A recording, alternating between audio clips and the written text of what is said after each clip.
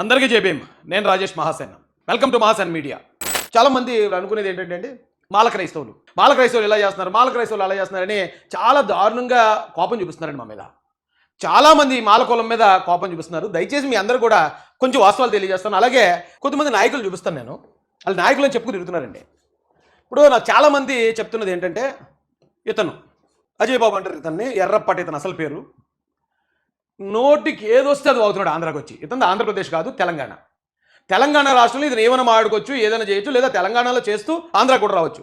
ఇతను తెలంగాణలో ఎక్కడ కనపడ్డు ఆంధ్రప్రదేశ్కి వచ్చి ఎంత ఘోరంగా మాట్లాడుతున్నాడంటే అంత ఘోరంగా మాట్లాడుతున్నాడండి. వీడు మాట్లాడే మాటలు విని దళిత క్రైస్తవులు ఇలా చేస్తున్నారు అలా చేస్తున్నారని సమాజం అంతా, ముఖ్యంగా మాల క్రైస్తవులను ఆడిపోసుకుంటుంది. ఎందుకు ఇతను ఎస్సీ కాదు, ఇతను ఆంధ్ర కాదు, ఇతను బీసీ సామాజిక వర్గానికి చెందినోడు. బీసీలు ఎవరు ఇతను వెనకతలు రారు. ఒక బీసీ సామాజిక వర్గానికి చెందినోడు వచ్చి ఇక్కడ గవర్నమెంట్ని తిట్టేసి మేము దళిత క్రైస్తవులు అని మాట్లాడేసి వీడు సమ్మగా తెలంగాణకు పోతున్నాడు. ఇక్కడున్న దళిత క్రైస్తవులు, ముఖ్యంగా మాల క్రైస్తవులు ఆ బ్లేమ్ మొయ్యాల్సి వస్తుంది. ఇలాంటి వాడిని పిలవడానికి ఆ పిలిచేవాడు నిజంగా మీరు పాస్టర్లేనా? ఈయన పిలిచేవాళ్ళని అడుగుతున్నాను. వీడు ఏం చేసేవాడో ఏంటో ఆ బీకేఆర్ అన్న పాస్టర్ ఉన్నాడు. అతను ఏదో మణిపూర్ విషయంలో ఇతను ఎంత ఫ్రాడ్ చేశాడు, ఆ ఫ్రాడ్ చేసిన డబ్బులతో ఏం చేశాడు అనేది క్లియర్గా చూపించాడు. అయినా కూడా సిగ్గు లేకుండా మరి ఇతన్ని ఆంధ్రాకి పిలుస్తూ ఇక్కడ పిలవడమే కాకుండా ఇక్కడ మత విద్వేషాలు రెచ్చగొట్టేలా మాట్లాడుతూ గవర్నమెంట్ని తిట్టిస్తూ ఇక్కడున్న దళిత క్రైస్తవులు అందరినీ గవర్నమెంట్కి యాంటీ చేస్తున్న ఎదవల్లారా మీరు అన్నం తింటున్నారా, గడ్డి తింటున్నారా? ఏ గడ్డి తింటున్నారని ఇలాంటి వాడిని ఇక్కడ పిలిపించి మీరు మాట్లాడుతున్నారు. ఇంకే ఏం మాట్లాడాడో సార్ వినిపిస్తాను రండి. ఇతనికి దళిత సమాజానికి ఏం సంబంధం లేదు, ఇతనికి ఆంధ్రప్రదేశ్కి ఏ సంబంధం లేదు. వీడు వచ్చి ఆ ముసుగేసుకుని ఇక్కడ ఆ దళిత సమాజం ముసుగేసుకుని వచ్చి ఇక్కడ చంద్రబాబు నాయుడు గారిని తినేసి పోతున్నాడు. మేము అడ్డుకుంటాం ఇక్కడ నుంచి. ఈయన ఎవడన్నా చెప్తే వీడు వచ్చి మొత్తం ఈ బ్యాడ్ నేమ్ అంతా మా మీద వేస్తున్నాడు కదా, మేము బాధితులుగా మేమేం చేస్తాం చూపిస్తానండి సార్. వీడు ఏం చేశాడో ఒకసారి మీకు చూపిస్తానండి. వీడు నిన్న మొన్న బాపట్లలో ఒక మీటింగ్కి, పాస్టల్ మీటింగ్కి అటెండ్ అయ్యాడు. మీరు చూడండి, బాపట్లలో మన మీటింగ్లో మాట్లాడాడు, అందులో దొరుకుతుంది మీకు. ఇవాళ చెప్తా ఉన్నాను నేను, రాహుల్ గాంధీ గారు లాంటి వ్యక్తి ఈ దేశానికి ప్రధానమంత్రి కావాల్సిన అవసరం ఎంతైనా అంతే. నా మద్దతు మాత్రం రాహుల్ గాంధీ గారికే ఉంటుంది ఏ సమయంలో. నేను కాంగ్రెస్ పార్టీకి అనుకూలం, కాంగ్రెస్ పార్టీ నేను రాహుల్ గాంధీతో ఉంటానని చెప్పి పెద్ద పెద్ద డైలాగులు చెప్పాడు మొన్న. అంతకుముందు వీడు మాట్లాడి ఈ మాటలు ఒకసారి వినండి మీరు. నెత్తి మీద జుట్టు లేదేంటి, అజయ్ బాబుకు జుట్టు ఎక్కువగా ఉంటుంది, బోడిగుండు కొట్టినట్లుగా ఉందేంటి అని చూస్తున్నారు. నా వైపు నన్ను ఎంతగానో ప్రేమించిన జైలు అధికారులు నా తల మీద నుంచి జుట్టు తీసేశారు. నరకం ఎలా ఉంటుందో చూపించారు నాకు 7 రోజులు. ఆ జైలు అధికారి ఒక ఆయన ఏమన్నాడు తెలుసా? యారా లంజా కొడక, బ్రిటిష్ వాళ్ళు మీ అమ్మతో కలిస్తే పుట్టినవేరా నువ్వు అని అన్నాడు. నేను ఎర్ర టెండల్లో నిలబెట్టే నాకు చాలా కష్టం అనిపించిందమ్మా. నేను ఎవరింట్లో దొంగతనం చేయలా, నేను ఎవరి మీద దాడి చేయలా, నేను ఎవరిని చంపమని పిలుపునివ్వలా, నేను ఎవరిని కించపరచలా, నేను ఎవరిని అవమానించలా.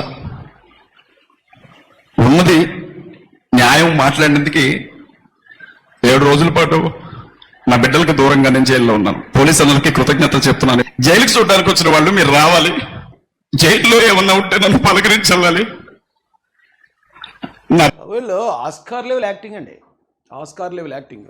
ఏడుస్తున్నాడు కదండి వీడు, అలా ఏడుస్తూ అదే బోడిగుండుతో, ఇక చూడండి అదే బోడిగుండు, ఈ బోడిగుండుతో మనోడు చెప్పిన ఇంకో డైలాగ్ చూడండి ఒకసారి మీరు. ఇలాంటి వాళ్ళు వచ్చే మొత్తం దళిత జాతికి చెడ్డపేరు తీసుకొస్తున్నారండి. ఇక్కడ వీళ్ళ సంగతి ఏంటో చూడాలి.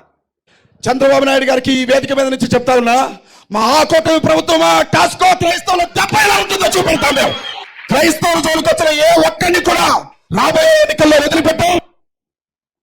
ఏమంటే ఆడు గుండు కొట్టేశారు, నన్ను జైల్లో పెట్టేశారు, నన్ను ఇలా చేశారని ఏడుతున్నాడు పక్కన. వెంటనే మహాకూటమి ప్రభుత్వమా కాసుకొని చంద్రబాబు నాయుడు గారికి ఎంత ప్లాట్ఫామ్ అల్ఫాగాడు. అది కూడా ఈ రాష్ట్రం వాడు కాదు, ఈ రాష్ట్రానికి చెందినవాడు కాదు, పక్క రాష్ట్రం నుంచి వచ్చి రాష్ట్ర ముఖ్యమంత్రిని అంత గట్టిగా ఆడు మాట్లాడడానికి కారణం, ఒకవేళ చంద్రబాబు నాయుడు గారిగా నేను జైల్లో పెట్టారనుకుంటారేమో మీరు. ఇన్ని జైల్లో పెట్టింది తెలంగాణ ప్రభుత్వం, కాంగ్రెస్ ప్రభుత్వం, రేవంత్ రెడ్డి గారి ప్రభుత్వం బొక్కలేసింది. వీడు తెలంగాణలో ఉంటూ ఇతర మతాలను దూషిస్తూ మత విద్వేషాలు రేపుతున్నాడనే కారణంతో తెలంగాణ ఖమ్మం పోలీసులని అరెస్ట్ చేసి జైల్లో వేశారు. వాళ్ళు కొట్టారా, గుండు గీశారా, మరి ఏం చేశారో తెలంగాణ వాళ్ళకి తెలియాలి. అది కాంగ్రెస్ గవర్నమెంట్కి సంబంధించిన విషయం.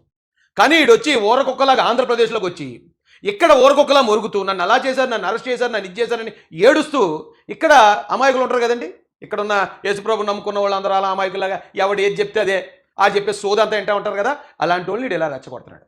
వీడికి ఎస్సీ సమాజానికి ఏ సంబంధం లేదు. వాడు బీసీ కులం నుంచి కన్వర్ట్ అయ్యాడు. వీడు పెట్టుకున్న సంస్థ పేరు కూడా CMDF. సి అంటే క్రిస్టియన్ అట, ఎం అంటే ముస్లిం అట, డి అంటే దళిత్ అట. మరి ఇక్కడ బీసీ ఏది? వీడు పుట్టింది బీసీ పుట్టు కదా, వీడు ముందు పనిచేయాల్సింది ఆ బీసీలో ఉన్న క్రిస్టియన్స్ కోసం పనిచేయాలి కదా. ఆ బీసీలో ఉన్న క్రిస్టియన్ అనే పదం పెడితే వీడిని బీసీ అనుకుంటారేమో అని వీడు మాట్లాడే మాటలు కూడా ఎలా ఉంటాయి చూడండి. వీళ్ళు కంప్లీట్ ఎస్సీ అని నమ్మించేస్తున్నారండి. ఎస్సీ అని నమ్మించడానికి వీడు మాట్లాడి ఈ మాట విన్న తర్వాత వీడిని ఎవరన్నా బీసీ అని అనుకుంటారా? క్రైస్తవుల మీద జరిగిన నీ దాడులు ఈ ప్రపంచ చరిత్రలో ఎవరి మీదైనా జరిగాయా? యేసుక్రీస్తు నమ్ముకున్నా ఉన్న ఒకే ఒక్క కారణానికి మా తలలను బాలగొడుతున్నారు. యేసుక్రీస్తు ప్రభువు నమ్ముకున్నా ఉన్న ఒకే ఒక్క కారణానికి మీరు దళితులు కాదు అంటున్నారు, మా రిజర్వేషన్ లాక్కుంటున్నారు. యేసుక్రీస్తు ప్రభువు నమ్ముకున్న ఒకే ఒక్క కారణానికి దళితులు కాదు అంటున్నారు, తుపాకులతో కాలుస్తున్నారు, ఇనపరాట్లతో కొడుతున్నారు, కర్రలతో రాళ్లతో. ఏరా నువ్వు దళితుడికే పుట్టావా?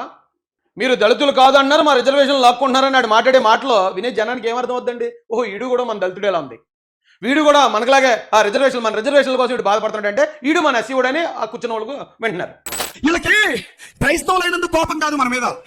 అట్రాలీడు ఒక ఎస్సీ వాడు, వీడు నేను సమానమా అన్న కోపం వాడికి. అట్రాలీడు ఒక దళితుడు, వీడు నేను సమానమా అన్న కోపం వాడికి. అట్రాలు నిన్న మొన్నటి దాకా ఊరవతల బతికేవో అడ్డవాడు వీడిప్పుడు సువార్త పేరుతో మా బజారులోనికి వస్తున్నాడు అని కోపం వాడికి.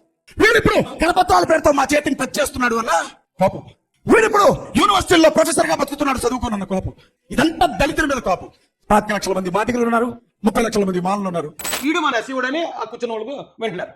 ఇక బయట నుంచి చూసే సమాజం ఈడు ఎస్సీ క్రిస్టియన్ అనుకుంటా ఈడెంత దారుణంగా ఇతర మతాలను దూషిస్తున్నాడు, సీఎం గారిని దూషిస్తున్నాడు, ఇతర మతాల్లో ఉన్న దేవుళ్ళని విమర్శిస్తున్నాడు, ఈ ఎస్సీ క్రిస్టియన్స్ అందరూ ఇంతే అని చెడ్డ పేరేమో మాకు. డబ్బులు దండుకోవడం దగ్గర నుంచి ఆ ఫోన్పే స్కానర్లు పెట్టుకుని దేవుడి పేరు చూపించి లేకపోతే బైబిల్ పేరు చూపించి పోరాటం యేసు ప్రభు కోసం పోరాడుతానని చూపించి డబ్బులు కోట్లు కోట్లు వెనకేసుకునేది వీళ్ళు. ఈ ఎదవలు చేసే ఎదవ పనులంతా ఆ పాపం వచ్చి పడేది దళిత క్రైస్తవుల మీద. ఇడు ఎస్సీవుడు కాదండి. ఒకవేళ ఎవరికంటే నాకు నేను ఒక ఆయన చూపించాడు, ఎవడండి ఎలా మాట్లాడుతున్నాడు, ప్రవీణ్ పగడాల్ గారు తమ్ముడేట కదా అని. ఈడు ప్రవీణ్ పగడాల్ గారు తమ్ముడేటి, ప్రవీణ్ పగడాల్ గారు ఇలాంటి వాడిని చూస్తే చెప్పించి కూడా అతడు ఆయన పాస్టర్లకు వ్యతిరేకం, ఇలాంటి పాస్టర్లకు ప్రవీణ్ పగడాల్ గారు. అయితే ఈయన తీసేద్దాం. మా సోదరుడు నా స్నేహితుడు ప్రవీణ్ పగడాల్ గారి గురించి కూడా ఒక మాట చెప్తాను. ఇప్పుడున్న పాస్టర్లు అందరికన్నా చాలామంది పాస్టర్ల కన్నా రూపాయి తీసుకోకుండా పాస్టర్లు చేసే తప్పులను కూడా ఎండగడుతూ దేవుడు మార్గంలో ఉండండి, ఎవరికైనా సాయం చేయండి అని చెప్పిన వ్యక్తిత్వం. ఈయన ఎందుకు చనిపోయాడో ఇక దేవుడికి తెలుసు, అది వేరే విషయం. అయితే ఈయన్ని పట్టుకుని వేళ చాలామంది పోరాడుతున్నప్పుడు ముఖ్యంగా హర్ష కుమార్ తర్వాత ఇంకొక విజయ్ కుమార్, ఐఏఎస్ విజయ్ కుమార్, మరో జాడ శ్రవణ్ కుమార్, మరో జూపుడి, వీళ్ళందరూ పోరాడుతున్నారండి. వాళ్ళందరూ ఎవరు? Harsha Kumar Mala, Jada Shravan Kumar Mala, Jupudi Prabhakar Mala, and PV Sunil Kumar Mala, liberation congress party Vijay Kumar Mala. వీళ్ళందరూ బయటకు వచ్చి మాట్లాడేస్తుంటే ప్రవీణ్ పగడాల్ గారు కూడా మాలే అనుకుంటున్నారు. కానీ నిజానికి ఆయన కోసం పోరాడాల్సిన బాధ్యత మాలలుగా ఉంది, మాలలు చేస్తారు తప్పలేదు. కానీ ఈయన తల్లిదండ్రులు ఇద్దరిలో ఒకరు ముస్లిం అయితే రెండో వాళ్ళు మాదిగా, మాదిగా కాంబినేషన్ అండి. ఈయన ఏ రోజు కులం గురించి మాట్లాడలేదు, ఏ కులం గురించి తప్పు మాట్లాడలేదు, ఏ కులం ఈయన జెంటిల్మెన్ ఈయన. కానీ ఈయన కోసం పోరాడే వాళ్ళందరూ వీళ్ళు వైసీపీకి అనుకూలమైన వ్యక్తులు ఉండటంతో ఆయన కూడా మాలనుకుని ఆయన అలాగలా చనిపోయాడు. ఆయన చనిపోయినందుకు ఇలా ఈ మాలలు ఎలా చేస్తున్నారని మొత్తం మాలల మీద దుష్ప్రచారం మొత్తం. పాపం ఆయన ఆత్మ కూడా ఘోషిస్తూ ఉంటుందండి అక్కడ. నా కోసం ఇలాంటి వాళ్ళు, ఇంత నీచమైన వ్యక్తులు నా కోసం అక్కడ ఎలా తప్పుడుగా ప్రచారం చేస్తున్నారా అని. అంటే అర్థం చేసుకోండి, ప్రవీణ్ పగడాల గారు కూడా మాల కాదు, మాల క్రిస్టియన్ కానే కాదు. ఆయన కులాలకు అతీతమైన క్రిస్టియన్ ఆయన.